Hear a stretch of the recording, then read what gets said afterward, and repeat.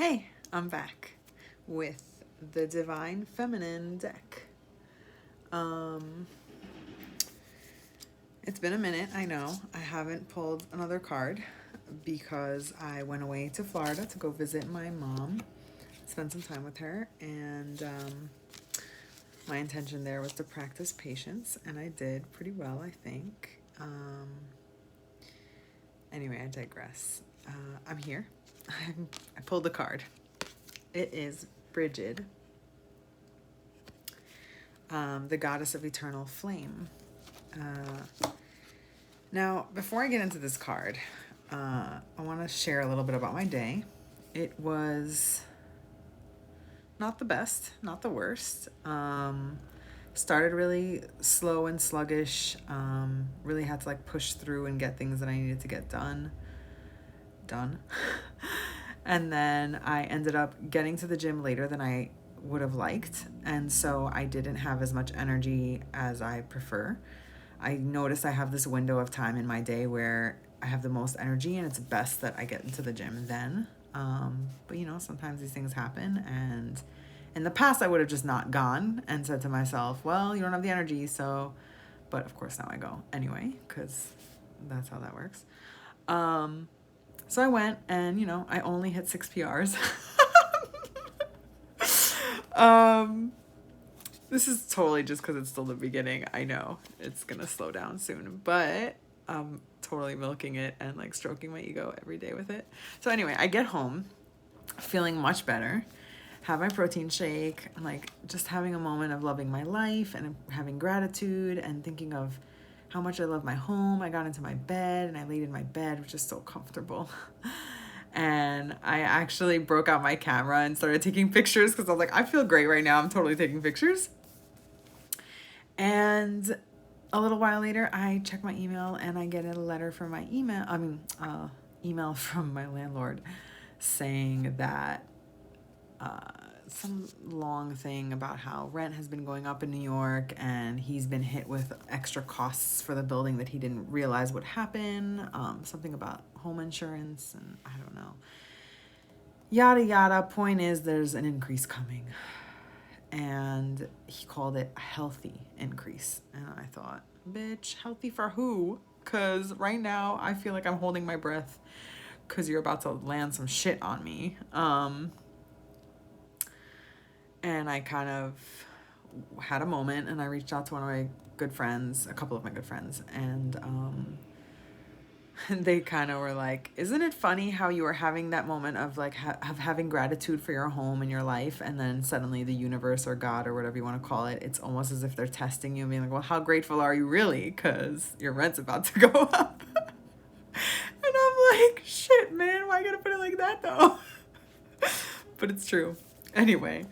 So, or it's a perspective, and I like it. It's funny. Okay, Brigid. So I pulled a card, Brigid, and there's this book that explains about all the cards. And so I made some highlights, like cliff notes, so I don't have to read the whole thing for you guys because this is already almost 4 minutes long. So it basically says that Brigid, she represents the essence of inner dawn, the healing that comes from knowing that the best is yet to come.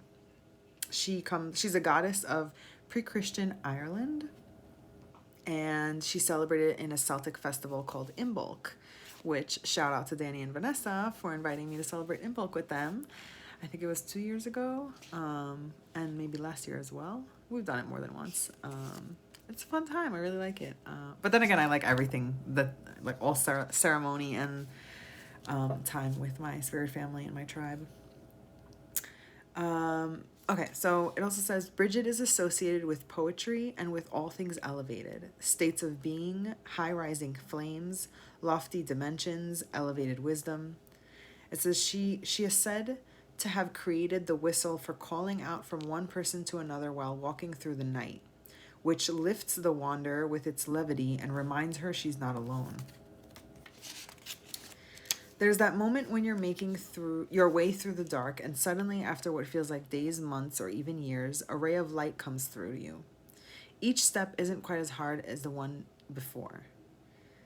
And You feel a great shift begin, as if now you're headed towards something new, something even brighter. So basically, Brigid reminds us that the truth is the light is always there within us and around us. And even when we have like cloudy days like I'm having today, or we have like these things that happen where it distracts from the light, doesn't mean that the light's not still there, right? So it's kind of like one of those things that I'm trying to practice, or I'm not trying, we're doing my best to practice right now, which is this thing that we do where we're like, oh, what's the worst that could happen, right? And then we like entertain and try to think of the worst thing so that we can prepare ourselves for the worst thing. But another way to go about that is to think of what's the best thing that could happen and put our energy into like manifesting what that would be. And I think that people don't do that because they think it's like, I don't know, something about preparing for the worst. And if you expect the best and it doesn't happen and it like sideswipes you. But like realistically, I don't know about you guys, but I've been through a lot and I'm fucking strong. And really, I mean,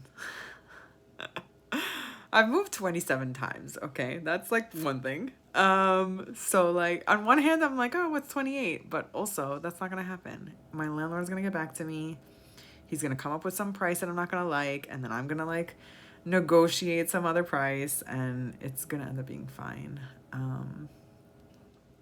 I think the worry for me was that, you know, I'm a single woman living in this 2-bedroom apartment, and, you know, people hear like, oh, 2 bedrooms, that's a lot for one person, but it's only 450 square feet. The bedrooms are literally, there's like space for a bed.